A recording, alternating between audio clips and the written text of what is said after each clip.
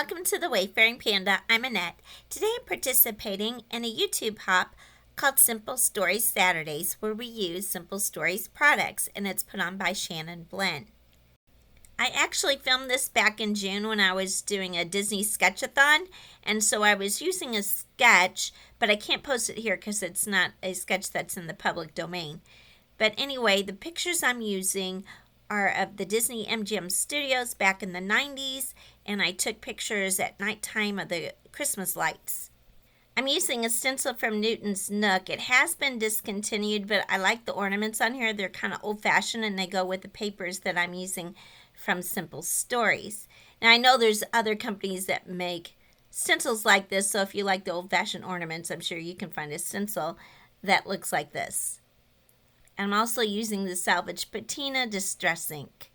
Then I use my Nuvo Mica Mist, and it's a red color. I don't think they make this anymore, which is good because I wouldn't buy it because they always clog up. And so this is a good way to use it up if you have some that's clogged up. So I just splatter it on with a fan brush and try to get it really fine drops so that it doesn't look like big drops of blood.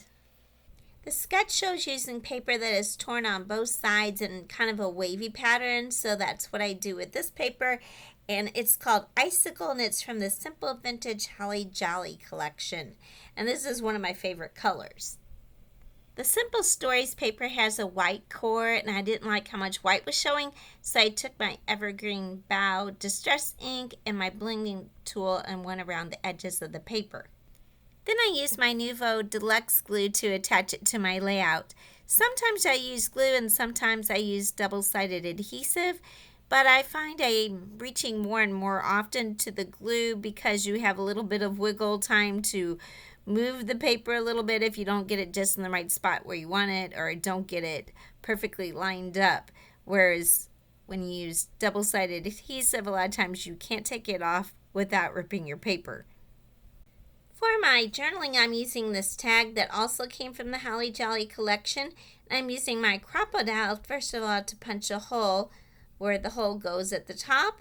And then I use it to set a eyelet, which is actually golden, shaped like a star. So I thought that went perfect with the layout. Now, I don't use my Crocodile too much, so it takes me a little bit of time to figure out how to use it. Also, I didn't get it lined up perfectly, and those hole didn't look big enough, so I punched it again.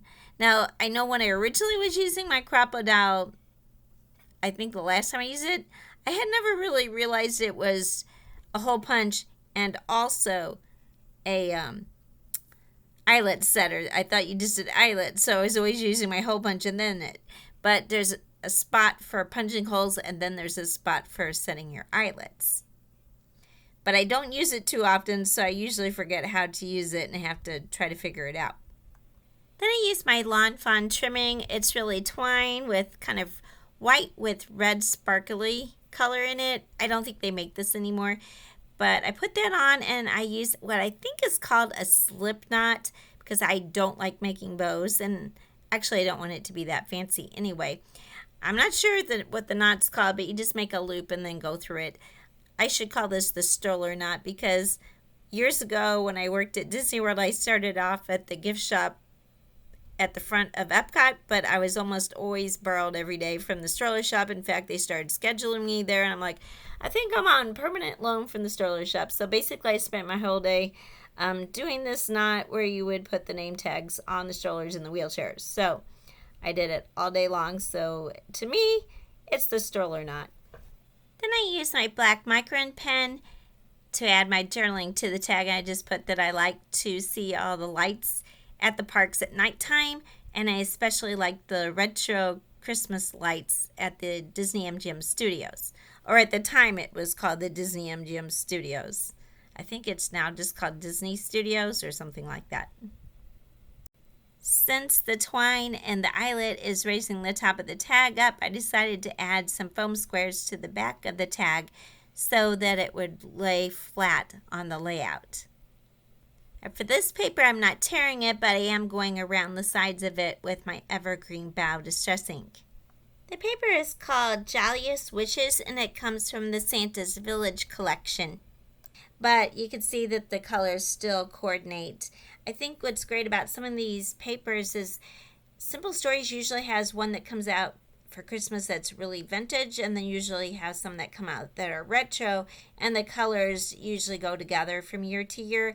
And when I got these papers, they didn't have the whole collections available, so I just got some of each that I thought I liked and that matched really well together.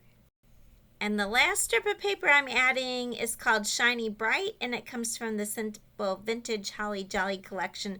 I really like this paper and because it's called Shiny Bright, which is the name of these old-fashioned ornaments that were made a certain way, and I love the retro look of those. I think we had some when I was little. I don't know if they were actually Shiny Brights, but they were these old retro looking ones, but they were glass, so they all got broken before I was even a teenager.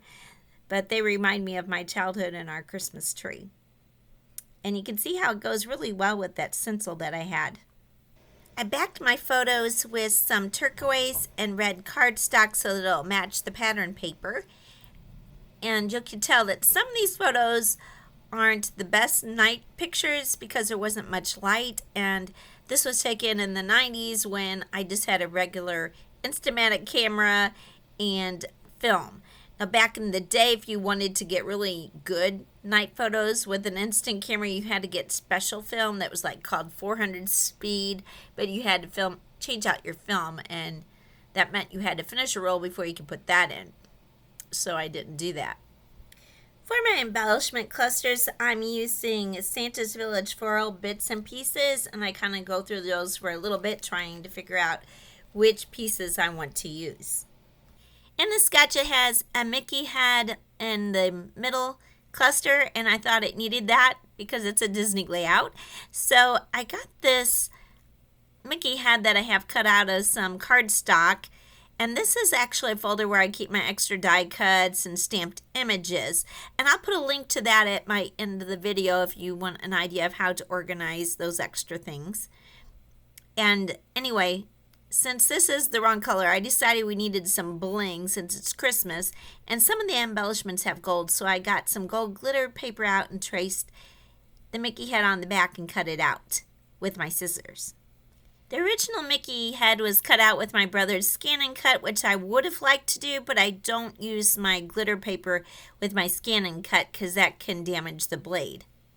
I have some double-sided adhesive on the back of the glitter paper so it will act like a sticker. And when I draw the Mickey head with a pen, it doesn't go on really well because this double-sided adhesive has a slick background, but I just needed the pattern to stay on long enough for me to cut it out.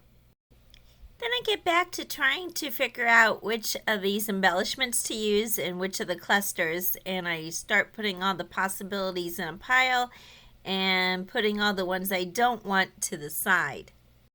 I'll put a list of all the products that I'm using in the description below. Some of these will be affiliate links. They don't cost you anything extra to use, but I do get a small commission from any sales that the links generate, and that does support my channel.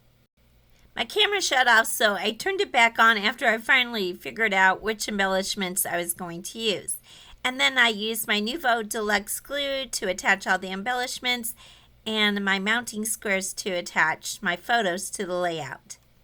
As I mentioned earlier, this is part of a YouTube hop, so I'll have a list of all the participants in the description below. And these are the participants that generally participate every month, but sometimes some people don't participate, so you might go to their channel and may not see a video on their channel. And there are a lot of really good creators on this hop, so I do encourage you to check out everyone's videos, and I'm sure you'll be inspired with ways to use your products and different layouts that you can do with your scrapbook. I recently purchased this liquid gold from Picket Fence. It's called Paper Splatter Watercolor, and I believe it was Rona from Scrap Rona that I saw using it, and I thought, wow, that looks great, because I'm not usually a person that likes gold embellishment, but I really liked it, and I tried it on another layout, and so I thought this layout really needed some gold splatters. Partway through, I decided to fill my little plastic cup that I use for watercoloring so that I can use that to help thin out this product and I could get a finer splatter on the page. I really liked how this page turned out, especially with the retro vibe. I want to thank you so much for watching. If you liked the video, please give it a like. And if you're not already a subscriber, I'd really appreciate if you could subscribe to the channel. Thank you and have a wonderful day.